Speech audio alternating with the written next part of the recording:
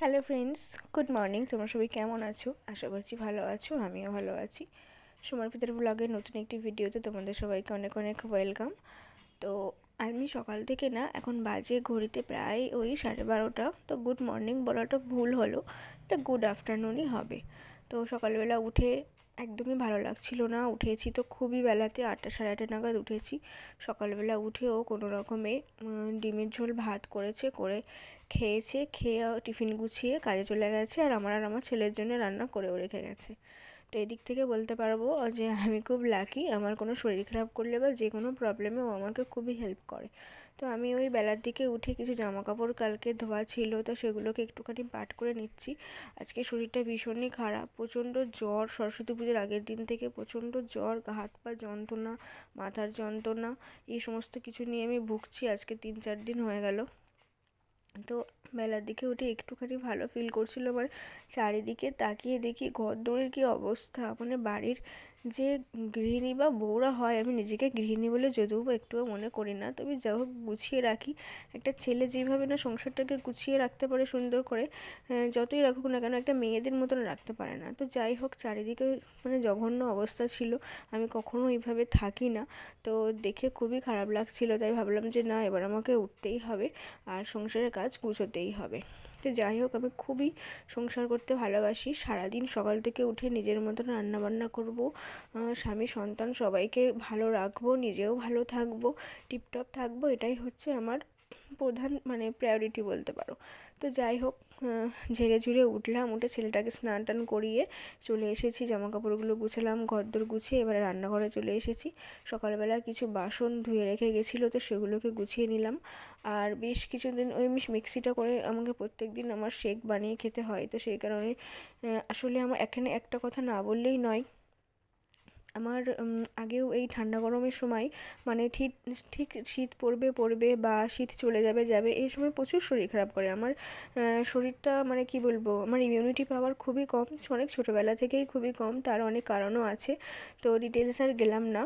তো প্রচুর শরীর খারাপে আমি ভুগি, মানে ভুগতাম আর কি।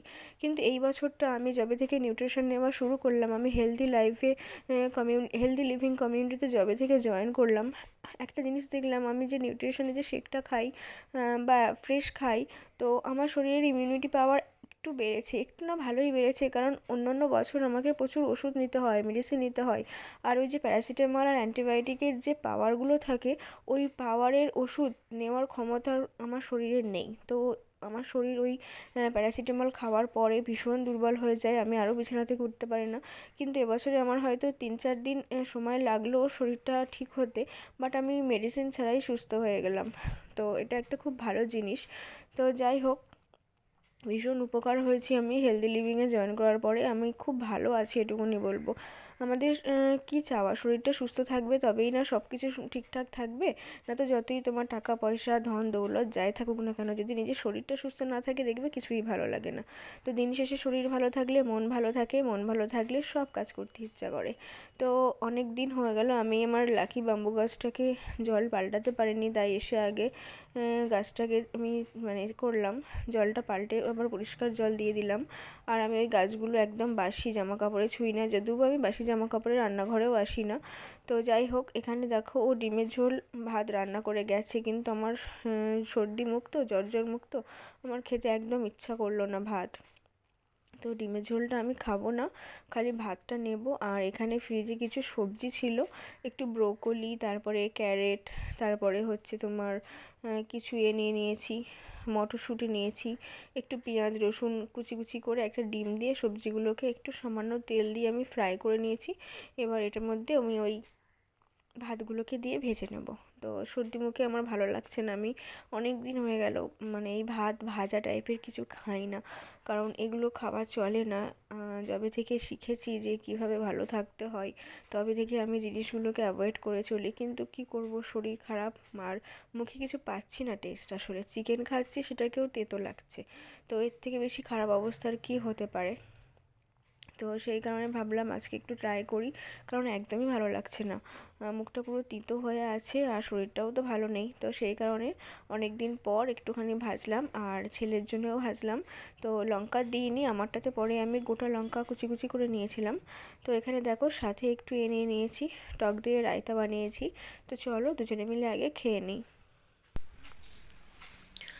তো এখন সন্ধ্যাবেলা একটু রেডি হয়ে গেছি, যাচ্ছি একটুখানি ঘুরতে। আসলে সারাদিন ঘরের মধ্যে বসে থেকে থেকে বোর লাগছে, ভালো লাগছে না, তাই ভাবলাম যে যাই একটু বাড়ির দিক থেকে ঘুরে আসি। কিন্তু শরীরটা দুদিন ধরে প্রচণ্ড খারাপ, মানে ঠান্ডা জ্বর লেগেছে সেই সরস্বতী পুজোর দিন থেকে এই সমস্ত কিছু হচ্ছে। তো চলো যাই ঘুরে আসি। চেয়েছিলাম চুলটুল ছেড়ে দিয়েছিলাম, বাট এত শীত করছে আর বাইরে তো স্কুটি করে যাবো, প্রচুর ঠান্ডা, তাই আবার এই জ্যাকেটটা পরে নিলাম। তো চলো যাওয়া যাক, আর এসে আবার কথা হচ্ছে।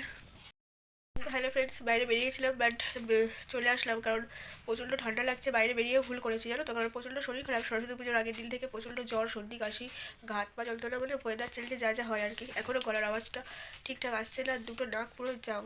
তো মাথার এত যন্ত্রণা করছিল, আর হঠাৎ করে দেখি প্রচণ্ড কাঁপুনি দিচ্ছে, শীত করছে। তো জানি না আবার জ্বরটা আসবে কিনা, তো জোরে কথাও আমি বলতে পারছি না, ভিডিও করবো কি। তো যাই হোক বাড়ি চলে আসলাম, কারণ জানি না বাইরে তো বেরিয়েছি, দাঁড়িয়ে দুপা হাঁটতে যাচ্ছে, ব্যাস আমি হাঁটতে পারছি না, আমার এত শরীর খারাপ লাগছে। তো চলো আমার এখন শরীরের মধ্যে প্রচুর একটা অস্বস্তি হচ্ছে। তো আগে চেঞ্জ করে নিই, ফ্রেশ হয়ে নিই, তারপরে আবার আসছি তোমাদের সাথে কথা বলতে।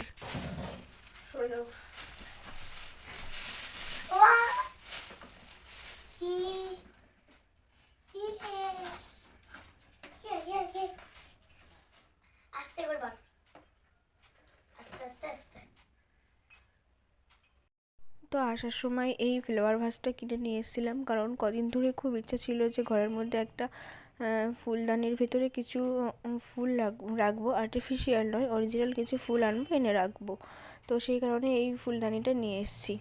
তো চলো এবার এই ফুলদানির মধ্যে আমি এই আসার সময় কিছু রজনীগন্ধার স্টিক নিয়ে এসেছিলাম, তো সেটাই আর কি ওর মধ্যে রাখবো। এখানে দেখো বাঁদরটার কাজ দেখো, আমি যেই ক্যামেরা যেখানেই সেট করব ওখানে গিয়ে ওই সমস্ত কিছু করবে। স্কুলে আসলে ওকে নাচ শেখাচ্ছে, একটা প্রোগ্রাম আছে, তো প্রোগ্রামে ও পার্টিসিপেট করেছে, তো সেখান থেকে নাচ শেখাচ্ছে। তো এখন যেখানেই যাবে আয়নার সামনে দাঁড়িয়ে, ফোনের সামনে দাঁড়িয়ে খালি নাচতে শুরু করে দেবে, এটাই হচ্ছে ওর এখন একমাত্র প্রধান কাজ। তো এখানে রজনীগন্ধার স্টিকগুলো আমার ওই ফুলদানি থেকে অনেকটাই বড় ছিল। আসার সময় দোকান থেকে আমি একটু কেটে ছোট করে নিয়ে এসেছিলাম, বাট এখানে এসে দেখলাম যে আরও একটু ছোট করতে হবে। তো সেই জন্য কাঁচি দিয়ে একটুখানি আবার ছোট ছোট করে নিলাম, নিয়ে এবার হচ্ছে এর ভিতরে সাজিয়ে রাখবো। আর এই যে ব্লু কালারের যে ফুলটা দেখছো, এই ব্লু কালারের এই ফুলগুলোর নাম কি আমি জানি না, বলতে পারবো না। তবে ওখানে দেখলাম, দোকানের ওখানে দেখলাম যে এরকম অরেঞ্জ আছে, হোয়াইট আছে, তারপরে ইয়েলো আছে, ব্লু আছে, রেড আছে, বিভিন্ন কালারের ফুল আছে। তো আমার ছেলের এই ব্লু কালারের ফুলটা পছন্দ হলো, তো ওর মন রাখার জন্য আবার এই ফুলটা নিলাম, ভাবলাম চলো নিয়ে যাই, ঘরেতে সাজিয়ে রাখবো আর কি। তো এর ভেতরে আমি একটুখানি এবার জল দেবো, জল দিয়ে রাখলে কী হবে বলো তো, রজনীগন্ধার যে কুড়িগুলো আছে ওগুলো ফুটে যাবে, আর খুব সুন্দর একটা ঘরের স্মেল দেয়। আর প্রায় 3-4 দিন মতন ফুলগুলো তরতাজা থাকে, তারপরে আস্তে আস্তে ঝরে ঝরে পড়তে পড়তে ফুলগুলো মানে শুকিয়ে যায় আর কি। তো চলো মোটামুটি আজকের কাজ এই আপাতত এইটুকুনি, আর রান্না বান্না সব হয়ে গেছে। আজকে রাত্রে চিকেন রান্না হয়েছে, খাওয়াই চলে না, আলু খাই না, চিকেনের গ্রেভিও খাই না। যাই হোক চলো, চিকেনটা রান্না হয়ে গেছে, খেয়ে দিয়ে নিই। আর আজকে ভিডিওটা তাহলে এখানে শেষ করছি, দেখা হচ্ছে পরবর্তী ভিডিওতে। সবাই খুব ভালো থেকো, সুস্থ থেকো, সাবধানে থেকো, সবাইকে গুড নাইট। খুব ভালো থেকো। আজকে রাত্রে তুমি কি খাবে? আর কি? চলো টাটা।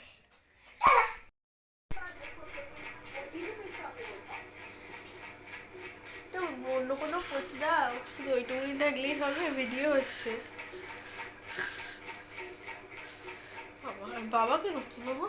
বাবা কি করছে? বাবা কি করছে? বাবা কি করছে? চুরি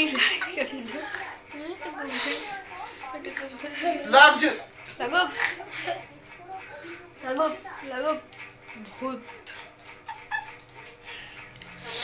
চলো সবাই মিলে টাটা করো, সবাই মিলে টাটা করো, গুড নাইট বলো।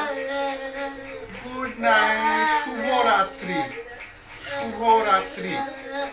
শুভরাত্রি। চলো টাটা, এইসব পাগলামো এখন চলতেই থাকবে।